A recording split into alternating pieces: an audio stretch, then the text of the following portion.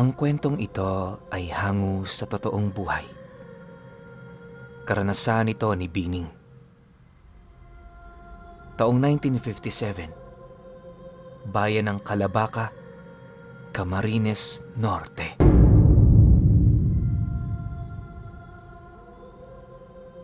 Ang binatang si Bining ay nasa edad 17 taong gulang. Ang binatilyong ito ay biniyayaan ng isang maamo at maaliwalas na muka sapagkat palaging nakangiti.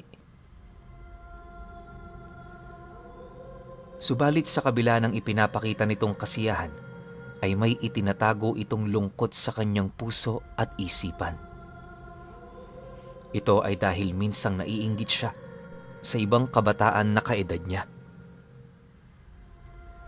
Yung mga bata na nakakapaglaro kahit anong oras nila gustuhin.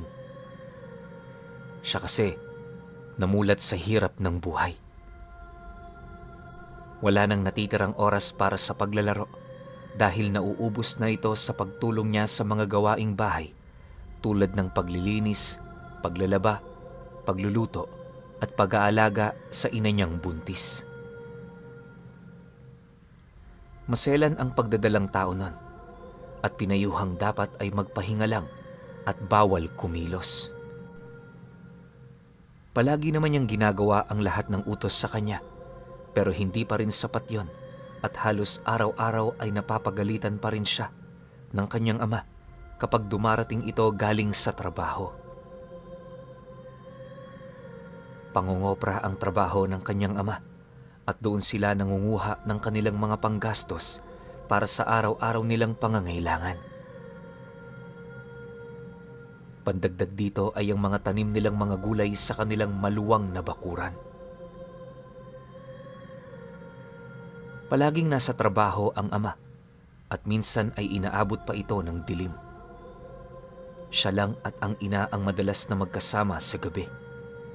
Kaya ingat na ingat siya sa pagbabantay dito, lalo na at kumakalat sa kanilang baryo na merong gumagalang aswang at nang bibiktima ng mga buntis at mga may sakit. Mabuti na lang at may konting alam siya sa mga pangontra sa mga aswang. Tuwing sumasapit ang dapit hapon, ay nagsasaboy siya ng asin sa bubong at naglalagay ng mga bawang sa pinto at bintana. Natatandaan niyang bilin yon ng kanyang lolo Bino noong kasama pa nila ito sa kanilang bahay. Samantala noong hindi pa buntis ang kanyang ina, isa sa nakahiligan ng binatilyo ay ang gumala sa magubat na bahagi ng kanilang lugar.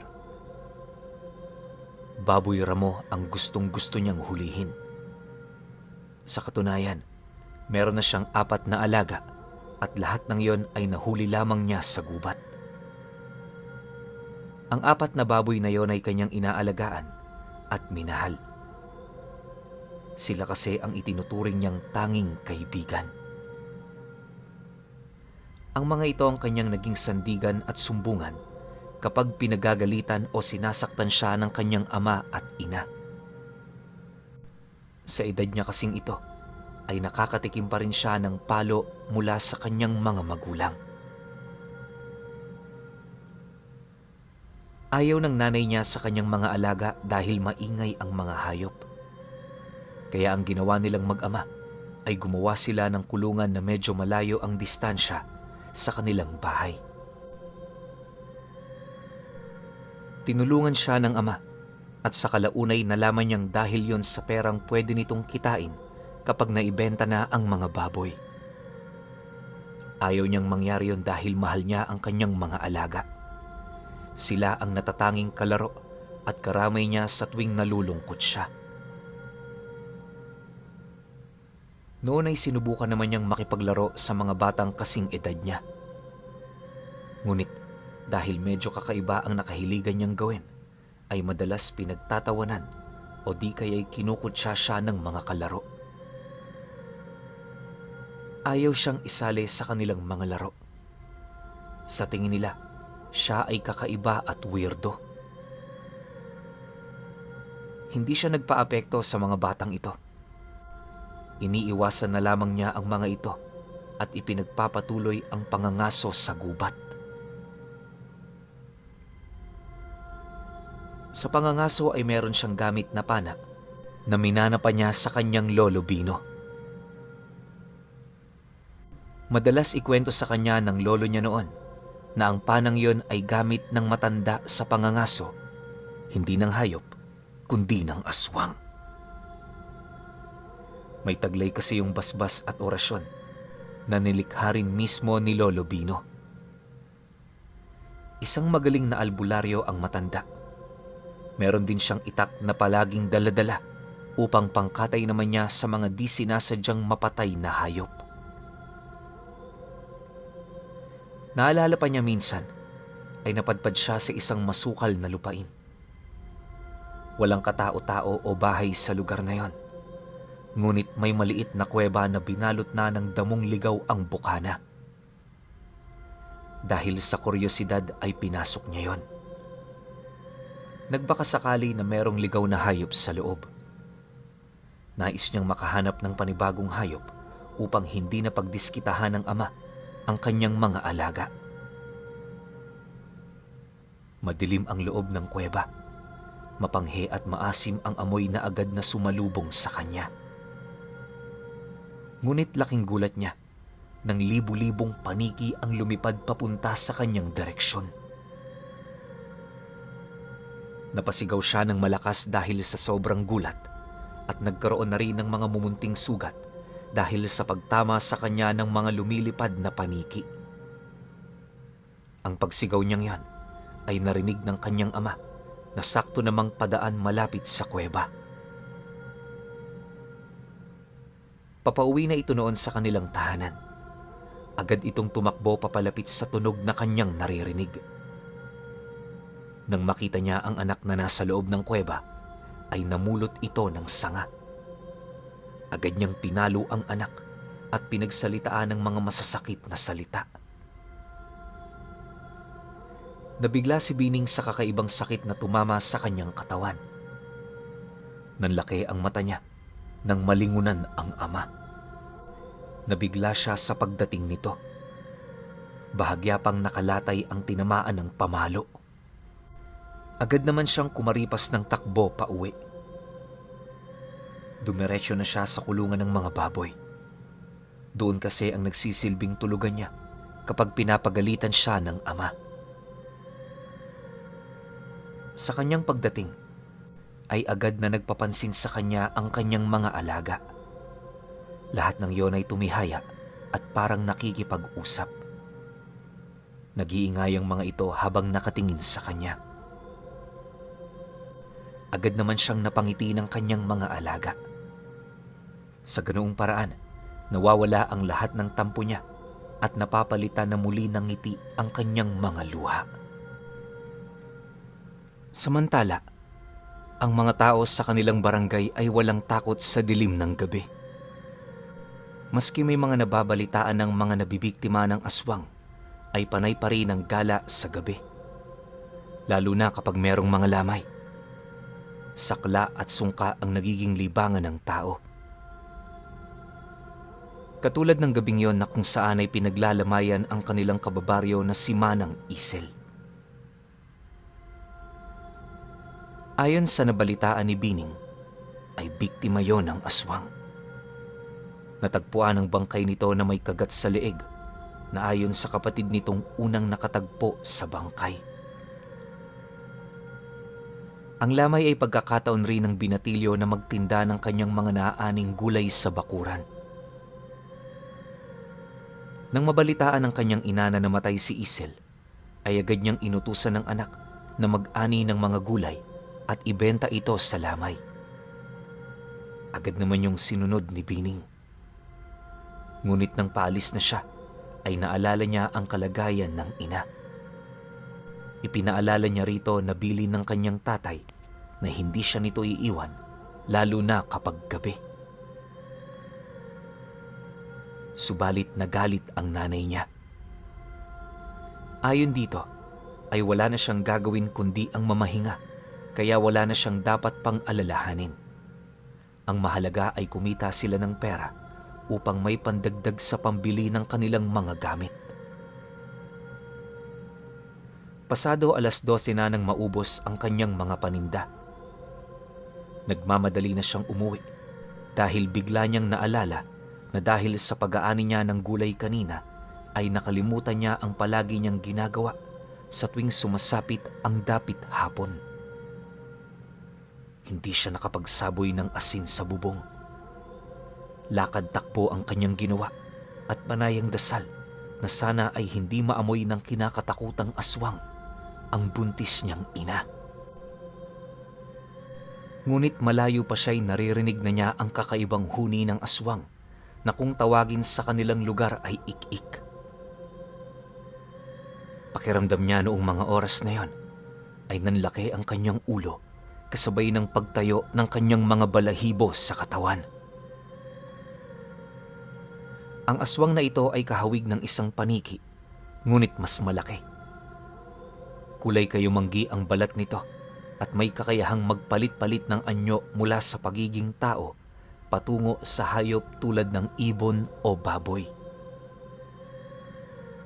Meron tong iba't ibang uri depende sa lugar, ngunit kadalasang kinakain nila ay ang mga sanggol na hindi pa ipinapanganak. Kumakain din sila ng mga hayop na 2 paa, katulad ng manok at ibon. Ang ik-ik ay may mahabang dilang kasing nipis ng sinulid. Naghahanap yon ng mga butas sa bubong at doon pinapalusot ang manipis nitong dila patungo sa sinapupunan ng buntis. Matinding kaba ang nararamdaman niya ng mga oras na yon. Nag-aalala siya sa kalagayan ng ina, lalo pat nag-iisa lamang yon sa kanilang bahay.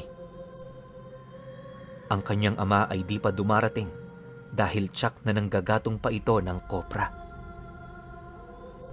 Malayo pa ay tanaw na niyang may kakaibang nilalang na nasa itaas ng kanilang bahay.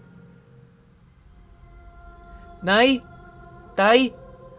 Sumagot po kayo, pakiusap!" Mas lalong tumindi ang takot na kanyang nararamdaman nang walang marinig na tugon mula sa ina. Binuksan niya ang pinto. Mabuti na lamang at di yun isinaradong mabuti ng kanyang ina. Halos liparin ni Bining ang silid ng kanyang ina. Naabutan niya itong nakatihaya habang natutulog. Ganun na lamang ang pamumutla niya nang mapansing namumuti na ang kulay ng kanyang ina. Dahan-dahan niyang tinanggal ang kumot nito. Ganun na lamang ang panginginig ng kanyang katawan nang makumpirma na patay na ang nanay niya. Nandilim ang kanyang paningin sa mga nasaksihan. Maliit na ang tiyan ng ina niya.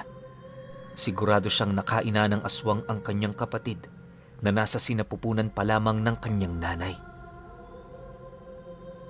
Halos mababaliw na siya sa takot at pag-aalala para sa kakaharaping galit ng kanyang ama. Alam niya na sa sandaling malaman nito ang nangyari, ay tiyak na kasusuklaman siya ng tatay dahil sa naging kapabayaan niya at sa pagsuway niya sa kaisa-isang bili nito na huwag iiwan ang ina. Natigilan ang binatilyo nang makita ang dugo ng ina na nagmantsa sa abakang banig. Ang takot ay agad na palitan ng galit. Agad siyang naglakad papunta sa pinto at doon ay kinuha niya ang kanyang mga gamit sa pangangaso. Ang pana at ang itak na nakalagay pa sa kaluban na may tali. Itinali niya yun paikot sa kanyang bewang pagkatapos ay lumabas upang harapin ang aswang. Nakita niyang nasa itaas pa ng bubong ang nilalang. Humanap siya ng magandang pwesto upang maasinta ito. Nang pakawalan niya ang palaso, ay nakaramdam ang aswang. Bigla itong lumingon at mabilis na nakailag. Tinamaan ito sa balikat imbis na sa katawan. Inasinta niya itong muli pero bigla naman itong lumipad. Ngunit dahil sa tama ng palaso, ay hindi nito mabalanse ang katawan. Sinundan ito ni Bining hanggang sa nakita niyang bumagsak ito sa kulungan ng mga baboy. Malayo pa siya'y nakita niyang lumahok ito sa kanyang mga alaga. Ginamit yun ng aswang upang linlangin ang binatilyo. Nagbago ito ng anyo at naging baboy ramo. Sa pagkakataong yon ay hindi ang pana ang inihanda niyang panlaban sa aswang, kundi ang itak. Inalis niya ito sa kaluban at itinaas. Handang-handa sa pagsugod.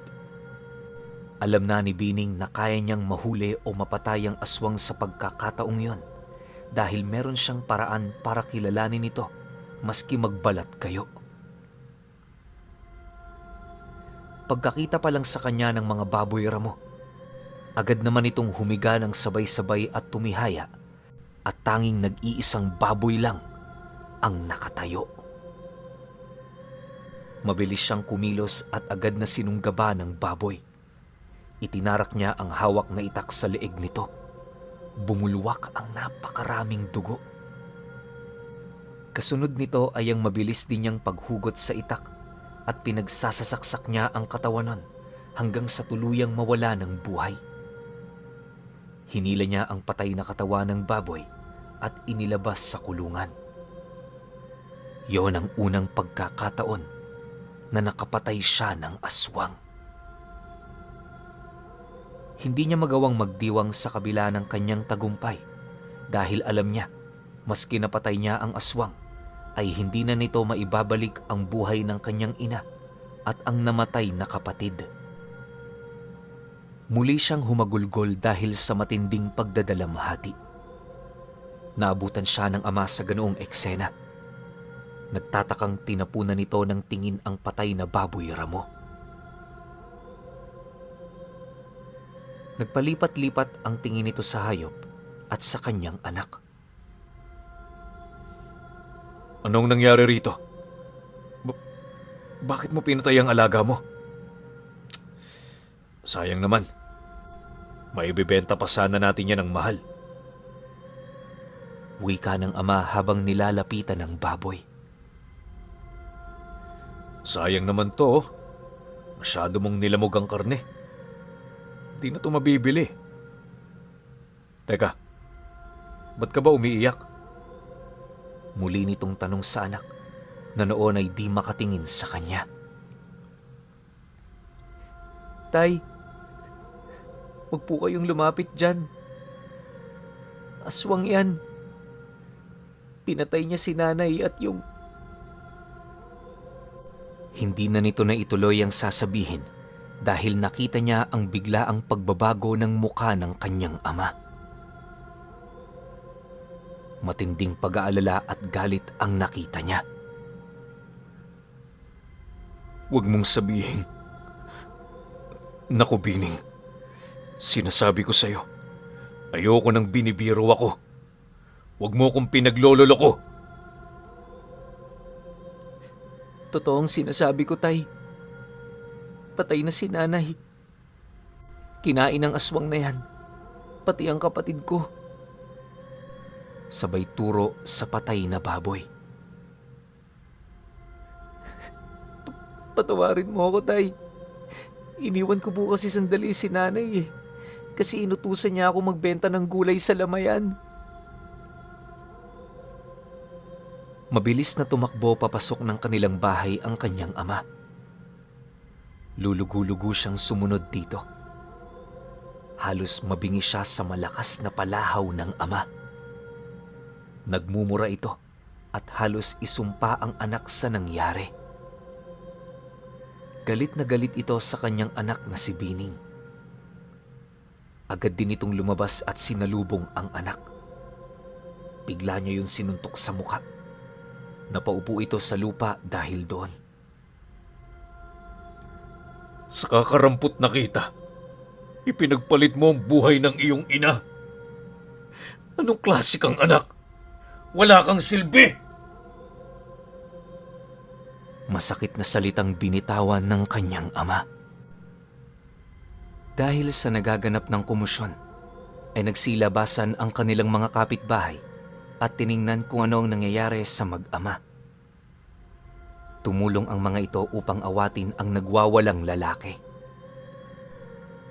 Nang mapakalma na ang sitwasyon, ay agad nagsilapitan ang mga tao sa napatay na aswang ni Bining. Nagulat sila nang matuklasang isa nilang kababaryo ang aswang na pumapatay. Marami ang nagulat sa nasaksihan ng mula sa anyong baboy ay nag-anyong tao ito nang malapit ng magbukang liwayway. Bagamat patay na ay pinagmumumura at isinumpa pa rin ito ng mga nakakita. Sa aswang na napaslang, sa kanya sinisi ang mga naganap na patayan. Kaya maski patay na ay pinagpapapalo pa rin nila ito at kalaunay sinunog ang bangkay. Mula naman sa malayo ay may nakamasid na isang matanda kay Bining. Namamangha ito sa ginawang katapangan ng binatilyo. Namalas nito ang angking kakayahan nito at galing sa pagpatay sa aswang na nakalaban. Alam niyang maaaring maging katulad niya ang lalaki kung magagabayan ng mabuti at masanay. Isang ngiti ang sumungaw sa kanyang mga labi. Samantala, dahil sa kagitingang yon, ay hinangaan siya ng kanyang mga kababaryo. Itinuring siyang isang mahusay na birador ng aswang. Sumikat ang binatilyo sa kanilang lugar. Subalit sa kabila ng kasikatan ay pinalaya siya ng ama sa kanilang bahay. Hindi nito makalimutan ang nagawa niyang pagpapabaya. Hindi nito matanggap ang pagkawala ng kanyang asawa. Habang kinukuha ni Bining ang kanyang mga gamit, ay isinumpa niya sa sarili na magmula sa araw na yon, ay papanindigan na niya ang sinasabi ng mga tao na isa siyang birador ng aswang. Galit siya sa mga aswang at ipinangako niya sa sarili na kakalabanin niya ang mga ito at papatayin. Doon siya tumuloy sa dating kuwebang napuntahan niya. Nilinis na lamang niya ang labas nun at maging ang loob upang maski papano ay maaari niyang pagtuluyan. Nangalap siya ng mga sanga at pinagdugtong-dugtong upang makabuo ng pansamantalang pinto na magagamit niyang pangsara at proteksyon laban sa mga mababangis na hayop sa gabi. Sa kanyang paglayas, ay bitbit niya ang kanyang 4 na baboy. Ginawa niya ang mga ito ng maliit na kulungan malapit lamang sa kuweba. Yon ang magsisilbi niyang bantay dahil alam niya kapag may lalapit na nilalang o tao sa kuweba ay mag-iingay ang kanyang mga alaga. Naisip niyang makapaghahanda siya kung sakaling mang may sumalakay sa kanya. Naging matamlay ang buhay ng binatilyo. Minsan pa ay nahihirapan siya sa bago niyang buhay. Maski naman kasi mahirap at masakit ang mga napagdadaanan niya sa kanilang bahay, ay di niya yun ipagpapalit, lalo na kung ganoong klase ng buhay ang kapalit. Malungkot itong mag-isa. Walang kasalo sa pagkain, walang kasama sa pagtulog. Ngunit isang araw ay nagtaka siya dahil isang umaga paglabas niya ng kuweba ay nakita niyang may mga nakalagay na sariwang mga prutas at gulay na nakalapag sa bukhanang yon. Nagpalingon-lingon siya sa paligid, subalit wala siyang nakitang tao. Nagtataka naman siya kung bakit di man lang nag-ingay ang mga baboy maski may taong lumapit sa kuweba. Naisip na lang niya marahil ay masarap ang kanyang tulog kaya hindi niya narinig. At ang mga pagkain marahil ay galing sa mga taong mababait mula sa kanilang baryo. Samantala, dahil sa nakita na mismo ng mga tao ang napatay na aswang ni Bining, ay namulat na ang mga ito na delikado talaga ang dilim. Nagsimula silang mag-ingat. Sa tuwing sumasapit ang gabi, ay nagsasagawa na sila ng mga ritual na pinaniniwalaan nilang makapagtataboy sa aswang. Maaga pa lang ay nakasarado na ang kanilang mga pinto. Pinag-iingat ang lahat ng mga buntis dahil wala ni isa sa kanila ang gustong maranasan ang nangyari sa ina ni Bining. Mas lalo pa silang nag-ingat nang mabalitaan na pinalayas na ng ama si Bining kung kailan pa naman umusbong ang kanilang pag-asa na matigil na ang pagsalakay ng aswang, ay muli namang mawawala ang tinugurian nilang birador ng aswang.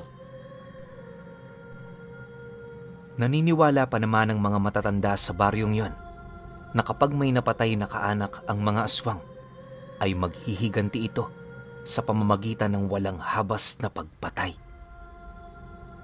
At hindi nga haka-haka ang nasabing pamahiin ng mga matatanda. Mas dumanak nga ang dugo sa baryong yon. Nasundan ng pagpatay ng mga aswang.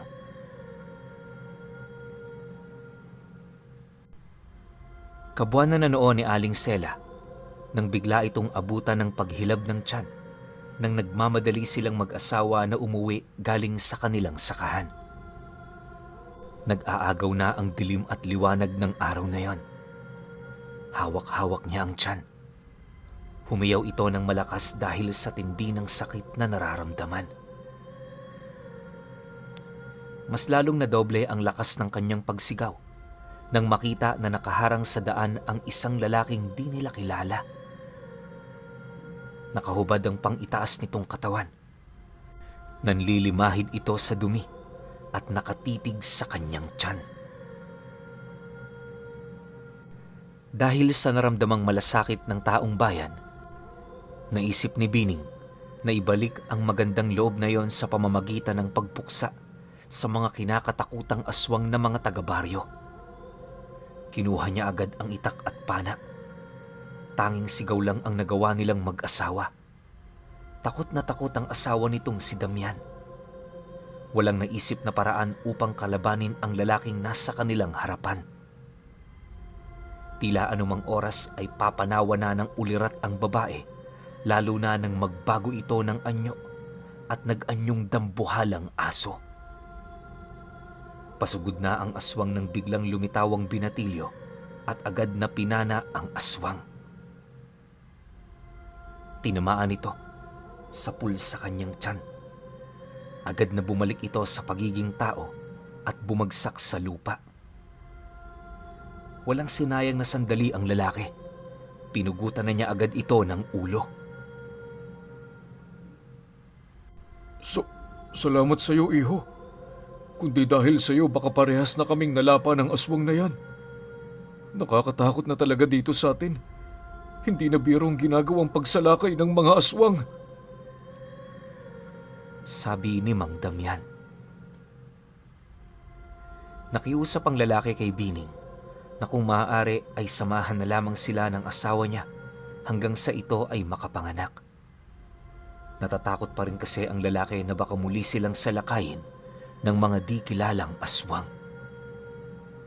Sabi pa nito, wala nang mapagkakatiwalaan sa kanilang baryo.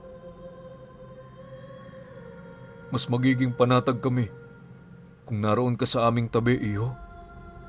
Babayaran kita ng salapi, kapalit ng pagsama mo sa amin. Dugtong pa ni Mang Damian. Ngunit umiling si Bining at sinabing sasama siya sa dalawa hindi dahil sa pera. Pauunlakan niya ang paanyaya nito dahil naging mabuting kapitbahay ang mag-asawang ito noong mga panahong nasa poder pa siya ng kanyang mga magulang. Inamin niyang nag-alangan lamang siya dahil baka makita siya ng ama. Alam niyang galit pa rin ito sa kanya. Panahon na siguro upang balikan mo ang tatay mo, Bining. Nagtaka si Bining dahil sa sinabi ng dating kapitbahay. Kaya upang alamin ang kalagayan ng ama, ay sumama ito sa kanilang pag-uwi. At hindi niya nga inaasahan na sa muli nilang pagkikitang mag-ama ay masisilayan niya itong may matinding karamdaman. Sobrang payat na nito at nangingitim ang paligid ng kanyang mata. Nanghihina na ang lalaki dahil sa kanyang sakit sa baga na nakuha niya dahil sa palaging paglanghap ng mga usok mula sa koprahan. Nang makita siya nito, ay bigla na lang itong napataklob ng mata at umuga ang mga balikat. Humagulgol ito nang makita ang nag-iisang anak. Dahan-dahan itong itinaas ang kanyang kamay at ikinaway. Lumapit ang binata sa kanyang ama. Isang mahigpit na yakap ang agad na iginawad ni Bining. Hindi niya napigilan ang maluha habang ninanamnam ang yakap na yon na matagal na niyang hindi naramdaman. At sa halos 1 taon na di sila nagkita, ay nasabik din siya sa ama. Ngunit sadyang mapagbiro ang tadhana. Dahil sa oras na yon at pagkakataon, hinugot ng ama ang huli niyang hininga. Kinabukasan ay inilibing ang ama ni Bining. Pansin ang kakaibang katahimikan sa lugar kung saan binabagtas ni Bining ang daan pauwi sa dating tahanan. Binuksan niya ang pintuan ng dating tinitirhan. Nabalot ng lungkot ang puso niya nang makita ang dating higaan ng ina. Gayon din ang naramdaman niya nang makita sa may pinto ang mga gamit ng kanyang ama. Napaupo siya sa upuang gawa sa kawayan at mula doon ay tila nabuhay sa kanyang paningin ang masasaya nilang alaala nang siya ay bata pa. Bagamat madalas siyang kagalitan ng mga magulang noon, ay may pagkakataon pa rin naman na maging masaya sila sa piling ng isa't isa. Muling naiyak ang binatilyo. Nang mabalitaan ng mga tao ang nangyari sa mag-asawang Damian, ay mas lalo pa nilang pinag-igting ang kanilang pag-iingat. Tumulong na rin sila sa pagbabantay sa kanilang baryo. Dahil walang kasiguraduhan kung ilang aswang nga ba ang nagagawang magbalat kayo sa kanilang lugar. Naisip nilang hindi maaaring iasa ang lahat ng kaligtasan nila sa binatilyong birador.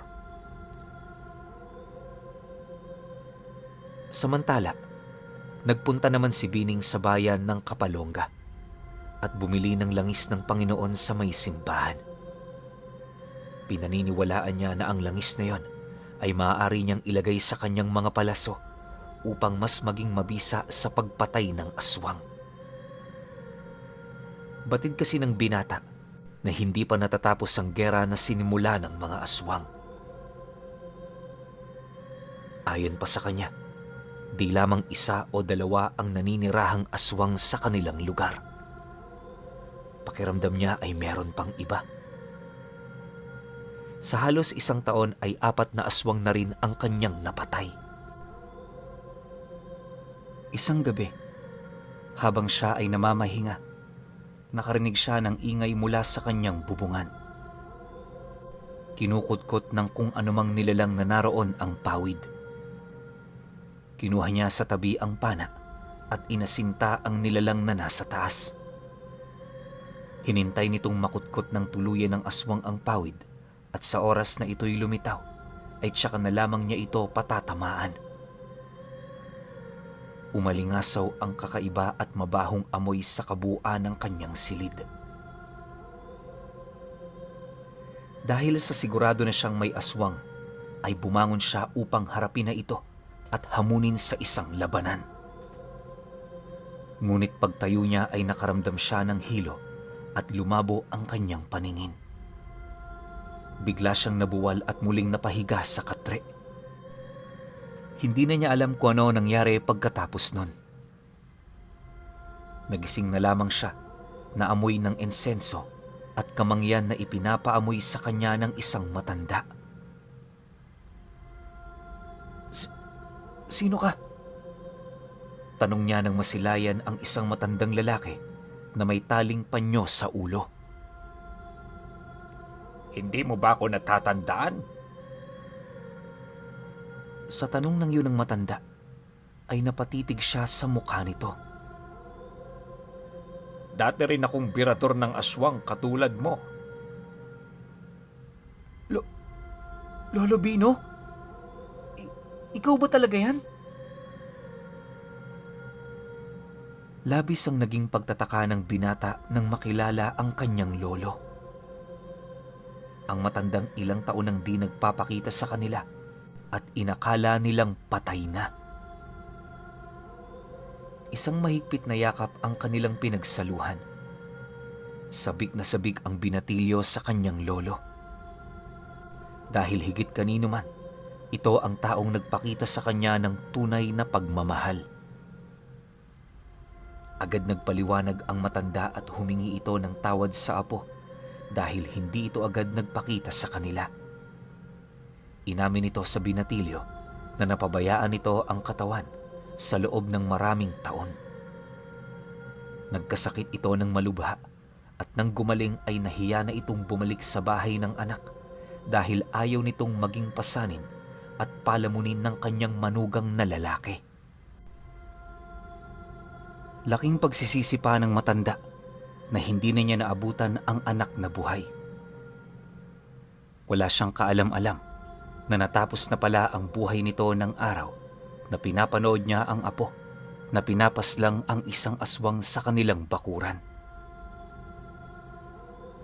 Mula noon ay sinubaybayan niya ang apo at inamin niya na ito ang nagdadala ng pagkain sa kanya sa kuweba noong panahong pinalaya siya ng ama.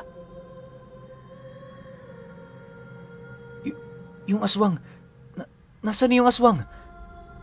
Natatarantang tanong ng binatilyo. Napatay ko na, apo. Saad nito. Nung napatunayan ni Bining na meron talaga siyang pinagmanahan pagdating sa pagiging birador, at yun ay walang iba, kundi ang kanyang lolo Bino. Hindi ligtas ang lugar na ito para sa atin, Bining. Sumama ka na sa akin. Noong una ay hindi maunawaan ng binatilyo kung ano ang ibig sabihin ng kanyang lolo. Ngunit nang isama siya nito sa isang sikretong lugar kung saan nila maaaring mapagmasdan ang kilos ng mga tao doon sa pook na mataas. Gamit ang isang largabista ay nalaman ni Bining ang sikretong bumabalot sa kanilang baryo. Kabilugan ng buwan noon, nagsilabasan sa kanilang mga tahanan ang mga aswang. Nung nalaman ni Bining na halos kalahati ng populasyon sa kanilang lugar ay mga aswang, at ang mga pangkaraniwang mga tao na naninirahan sa pook na yon ay nagsisilbi nilang pagkain sa tuwing sila ay labis na nagugutom. Kaya pala hindi sila natatakot noon maski kalat na ang balita tungkol sa aswang. Tapos, tsaka lang sila pansamantalang huminto nung nakapatay ako ng isa. Alam mo ba kung bakit sila huminto sa pangbibiktima? Bakit, Polo? Kasi batid na nilang nalantad na sila sa paningin ng mga tao. At alam na rin nila na hindi na sila makapangbibiktima tulad ng dati dahil meron na silang kinakatakutang bagong birador ng aswang. At yun ay walang iba kundi ikaw, iho. Ngunit sa dami nilang yan, hindi natin sila kayang lahat. Wala tayong pagpipilian kundi ang lumayo at lisanin ang pook nito. Magmula noon ay nagpakalayo-layo na ang maglolo at magkasama nilang nilisan ang baryong yon na pinamumugaran ng mga aswang. Namuhay sila ng payapa sa ibang lugar at kinalimutan ang mga aswang. Gayunpaman, hindi maipagkakait sa kanilang dugo na meron silang lahing birador ng mga aswang.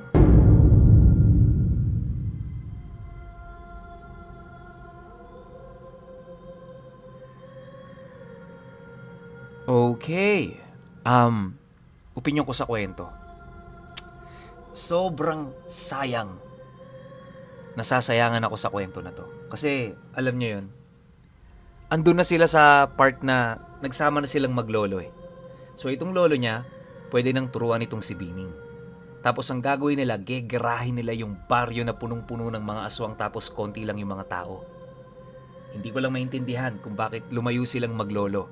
Bakit hindi pa simulat sa pool sinabi na ng lolo niya doon sa buong pamilya, yun nga, yung tatay at nanay ni Bining, na umalis na sila sa lugar na yon kasi nga, pinalilibutan ng mga aswang yung baryo na yon eh. 'Di ba? Bakit kailangan pa nilang paabutin sa punto na mamatay muna yung mga magulang ni Bining bago sila umalis doon? Kasi napakababaw ng dahilan na nahihiya yung lolo niya na maging palamunin. Sobrang babaw nun kasi pwede naman niya mailigtas yung buhay ng dalawa yung anak niya tsaka yun nga, 'di ba, yung tatay na ito ni Bining.